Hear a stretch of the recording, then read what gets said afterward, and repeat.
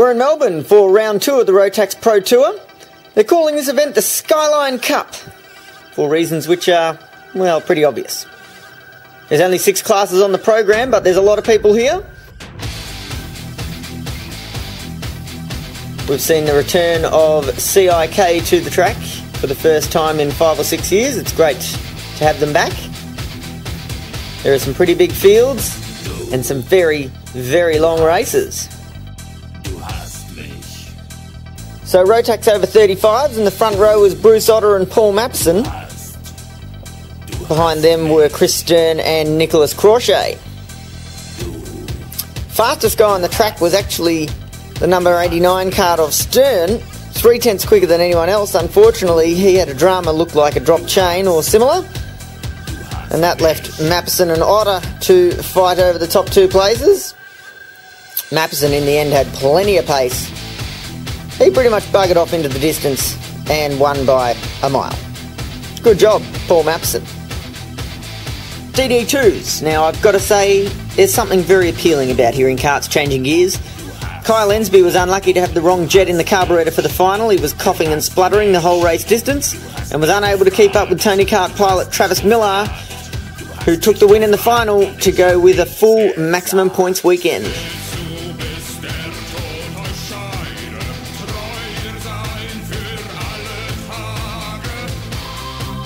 In CIK, in the early laps, it was all about Stephen Scoble, who was showing off just how much fun you can have driving a kart which has got front brakes.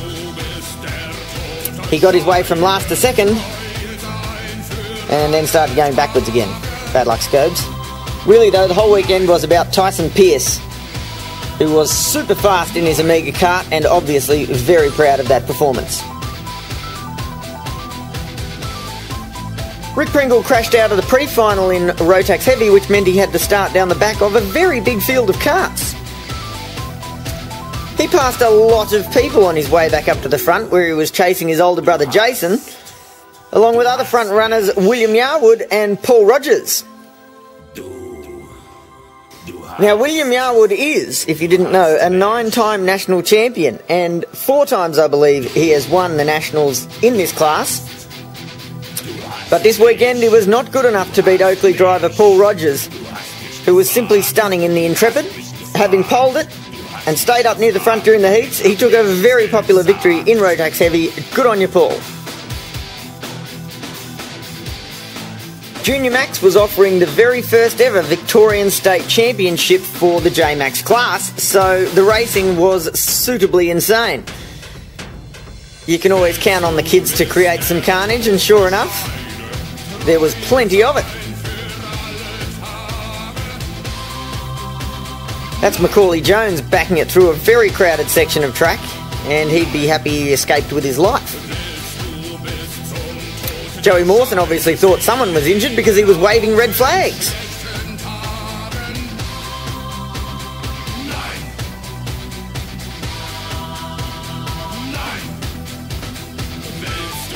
The final looked like it was going to be won by one of the 2 red speeds of Ben Jerzak and Maxie Johnston.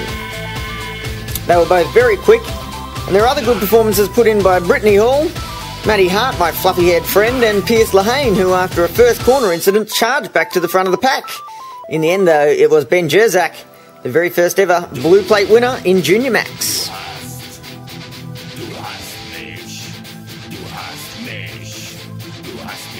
So lastly, Rotax Light, and you probably weren't expecting to see that guy right up the back. He didn't have the pre-final.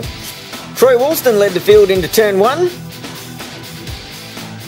Brett Malavi tried to hit someone in the helmet with his back wheel.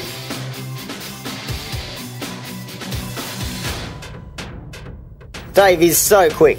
That pass there is at the end of lap 2. Daniel Rochford was the runaway leader, but Dave was soon past Woolston and Bart Price and in search of the leader. Normally, I don't think he would have caught him, but it was a very long race, and we are talking about Dave Serra. He hunted Rochford down, passed him with a few laps to go, and managed to hold the young Victorian off to win the event, having started from the rear. He really is a freak show in a go-kart. Dave Serra, the winner yet again here at the Pro Tour. That's it then. Have a good one. Catch you soon.